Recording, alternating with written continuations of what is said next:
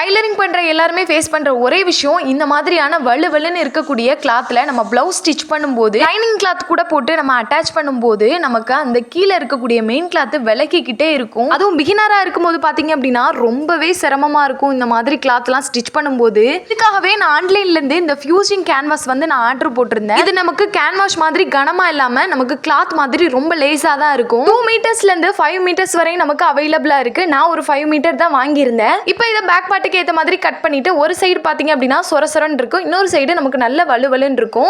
இந்த சொரசொரன்னு இருக்கக்கூடிய சைடை தான் நம்மளோட மெயின் கிளாத்துக்கு நல்ல பக்கத்துக்கு மேலே இந்த சொரசொரன்னு இருக்கிற பக்கம் கீழ் பக்கம் வர மாதிரி ரெண்டும் ஒரே மாதிரி வச்சுட்டு நம்ம அயன் பண்ணிட்டோம் அப்படின்னா நமக்கு சூப்பராக அந்த ஷீட் வந்து ஃபிக்ஸ் ஆயிரும். அதுக்கப்புறமா நம்ம லைனிங் கிளாத்தை போட்டு நம்ம அதுக்கு மேலே ஸ்டிச் பண்ணலாம். நம்ம நெக்லாம் ஸ்டிச் பண்ணும்போது நமக்கு அந்த மாதிரி வலுவலுன்னு இருக்கக்கூடிய கிளாத்தில் நமக்கு விலகிக்கிட்டே வரும். இனி இந்த கவலையே வேண்டாம், ரொம்ப ஈஸியாக நமக்கு நெக் வந்து ஃபினிஷிங்கோட இருக்கும். இந்த கேன்வாஸ் பார்த்தீங்க அப்படின்னா நமக்கு தண்ணியில் பட்டாலாம் ஒன்றுமே ஆகாது. நம்ம நிறைய ஒர்க் வச்ச பிளவுஸ்லாம் பார்த்துருப்போம். இந்த கேன்வாஸ் வந்து நம்ம பார்டர்லாம் நமக்கு கொடுத்துருப்பாங்க. ஃபைனலாக ரொம்ப சூப்பராக இந்த பிளவுஸை நம்ம ஃபினிஷ் பண்ணியாச்சு. இந்த மாதிரி வலுவலுன்னு இருக்கக்கூடிய கிளாத்தில் இப்போ தான் நான் ஃபர்ஸ்ட் டைம் இந்த மாதிரி ஒரு பர்ஃபெக்டான ஃபினிஷிங்கில் நான் ஸ்டிச் பண்ணியிருக்கேன். இந்த ஃபியூசிங் சீட்டை நீங்கள் வலுவலுன்னு இருக்கக்கூடிய எந்த கிளாத்தில் வேணாலும் யூஸ் பண்ணலாம். நமக்கு கனமாலாம் இருக்காது, ரொம்ப சூப்பராக இருக்கும். இந்த ப்ராடக்ட்டை நான் மேலே டேக் பண்ணியிருக்கேன். அவுட் ஆஃப் ஸ்டாக் ஆகிறவங்களையும் பர்ச்சேஸ் பண்ணிக்கோங்க.